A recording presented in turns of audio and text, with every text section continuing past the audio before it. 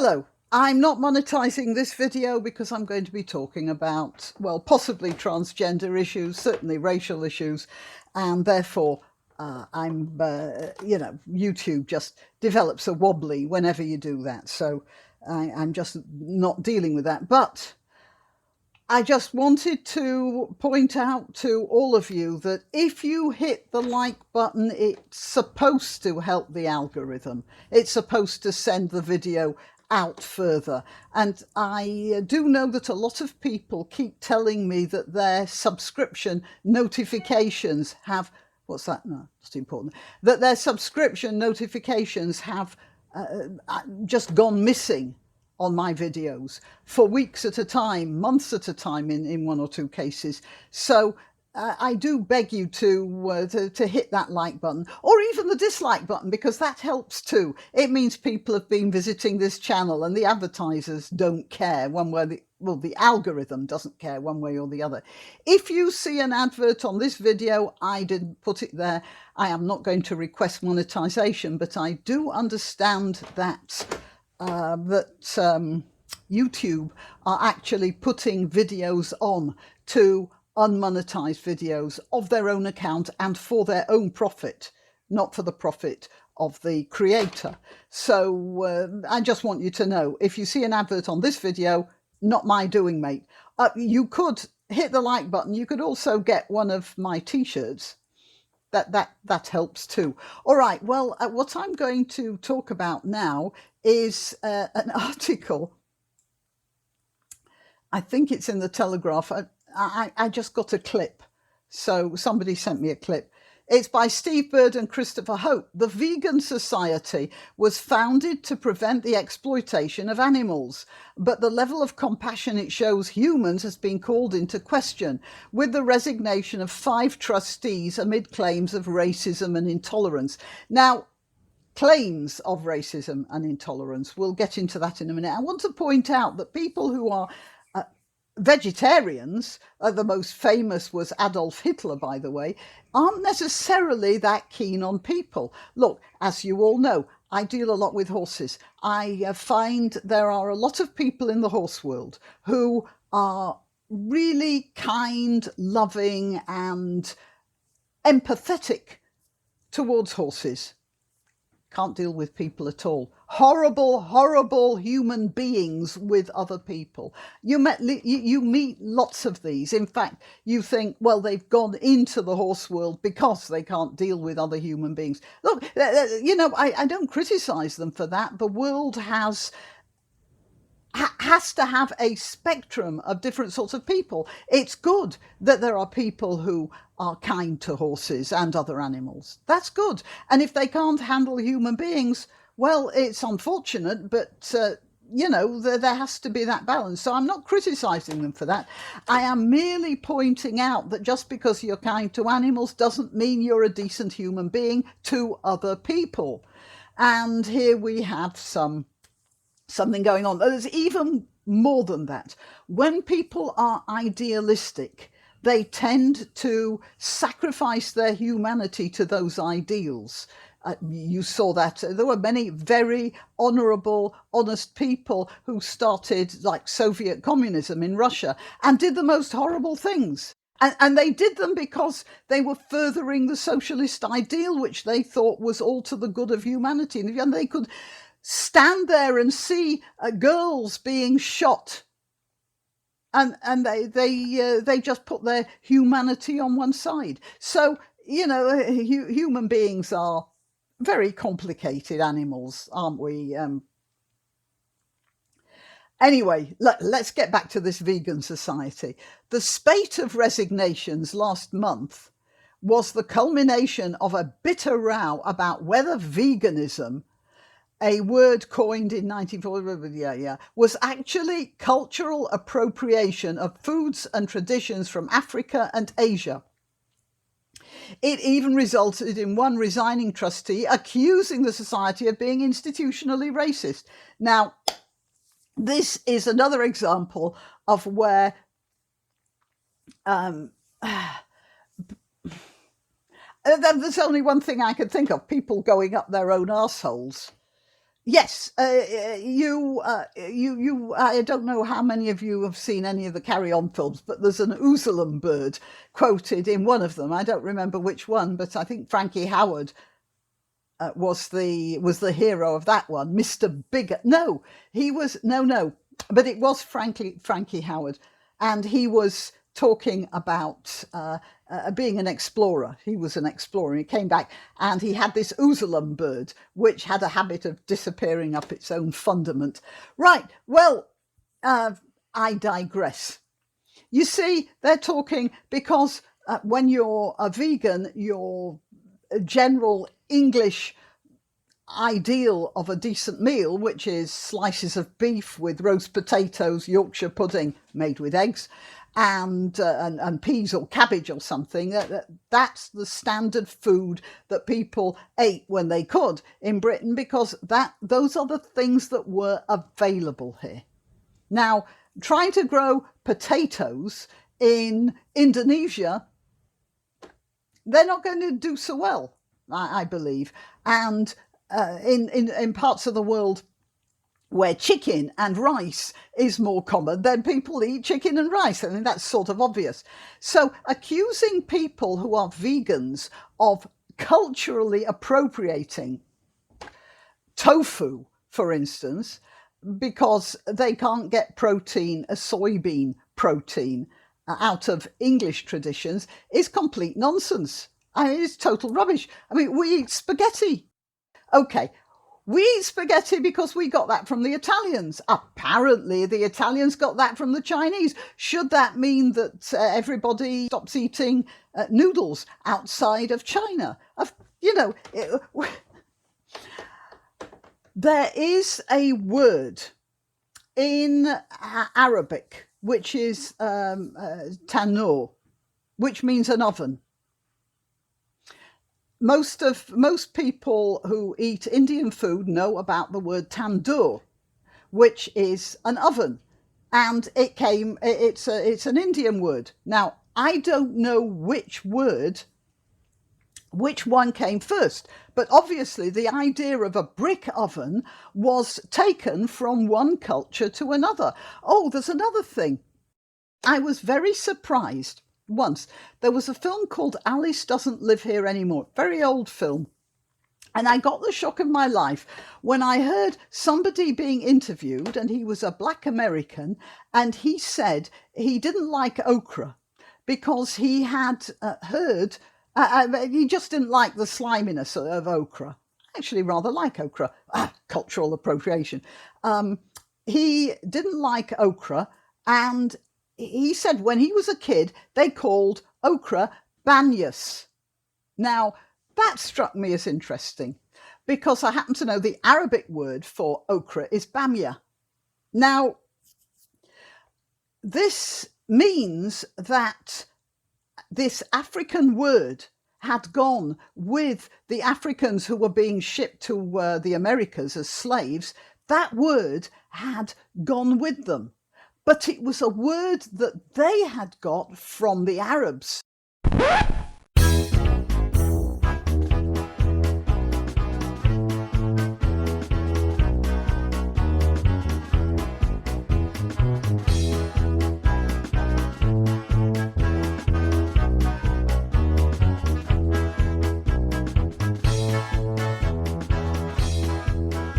Probably the Arabs who had sold them, or at least the Arabs who were trading in their area.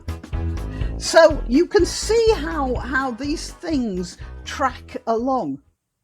And calling people out for cultural appropriation is absolute sheer madness. It's cultural interchange, exchange. Look, the very alphabet. You see that there? This alphabet? This is based on the Phoenician alphabet or the Northern Canaanite alphabet, whatever. Are we going to stop using this and go back to, I don't know, Viking runes? It's total nonsense.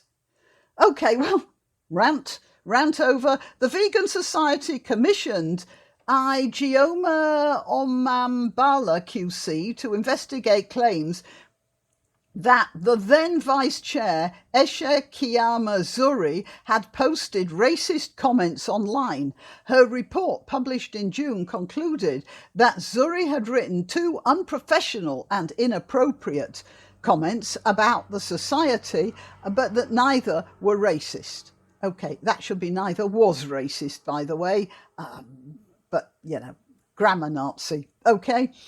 The barrister noted that while there had been complaints against Zuri, the vast majority were unfounded and appeared motivated by an anonymous person's profound personal animosity towards Zuri due to their identity and protected characteristics. Now, I don't know what "there" refers to, because Zuri calls herself there, and I'm calling Zuri her for this reason. This is a picture of Zuri, okay?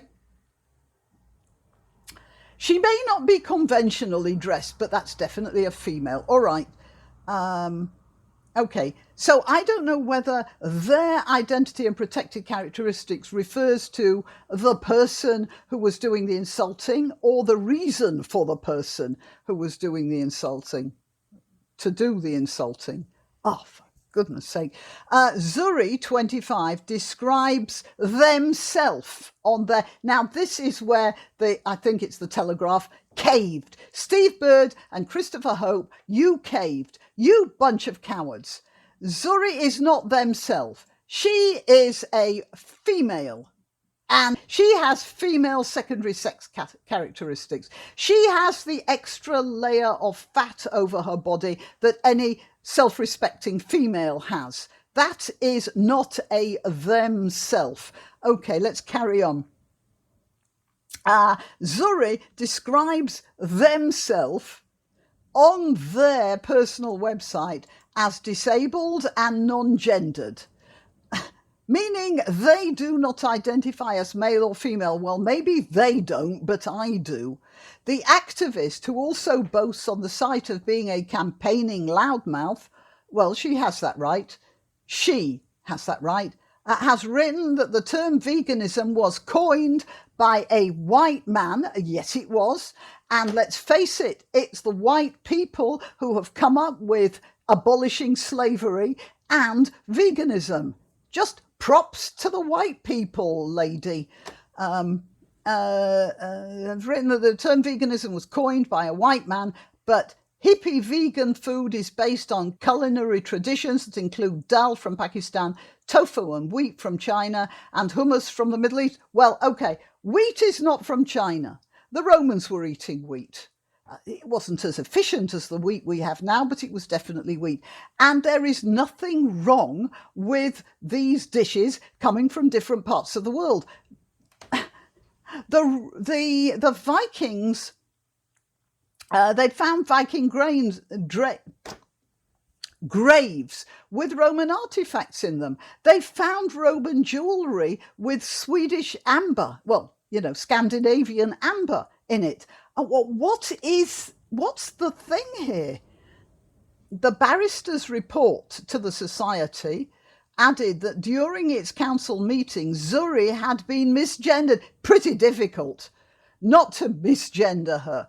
According to her definition anyway, referred to as being a gender that does not match their gender identity.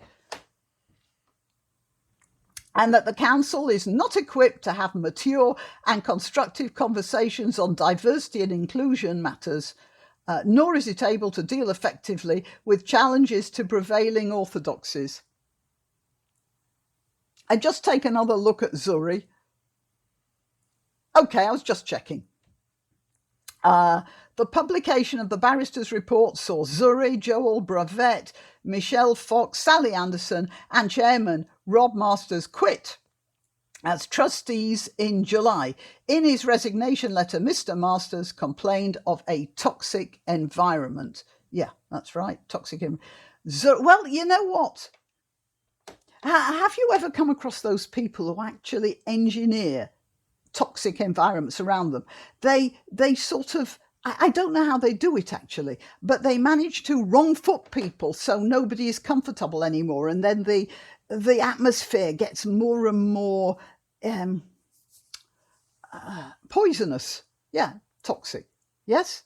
Well, you know those. It seems to me that I mean, from what I'm getting from this, it seems to me that this is what's going on here. All right. Zuri, who is believed to have previously been active in the Black Lives Matter movement. Oh, you could blow me down with a feather. Stated in their resignation letter, they had been naive, joining the council in 2019 as a multiply marginalised trustee, being black, queer, disabled and working class. I'd say, look, I would say there is a mental instability element to this. That's what it looks like from this. Yes? No? Oh, could be wrong, couldn't I? If Zuri would like to let me know, please do. A spokesman for the Vegan Society said it had a number of challenges we must address. Oh yeah, cut, paste. Let's see. As we evolve into an even more diverse and inclusive organisation. Cut, paste. Look, you know, just turn it over to the Indians, because, you know, a Jain. Get a bunch of Jains. There are all sorts of people who are vegan by religion.